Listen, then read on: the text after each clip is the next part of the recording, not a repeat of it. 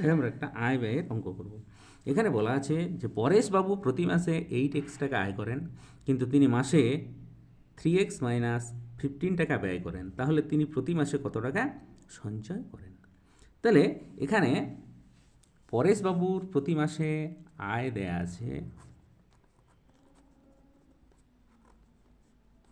আয় হচ্ছে 8x,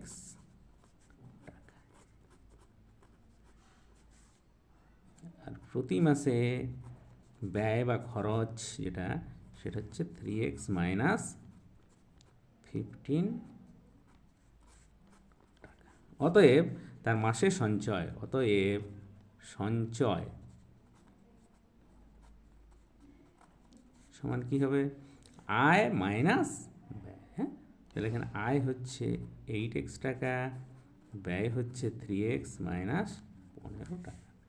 তাহলে এখানে 8x মাইনাস 3x মাইনাসে মাইনাসে প্লাস হয়ে যায় আমার, সমান 5x থেকে 3x গেল, এখানে হচ্ছে 5x প্লাস এখানে হচ্ছে 50। তাহলে পরেশবাবুর মাসে সঞ্চয় হয়ে গেল কত? 5x plus 15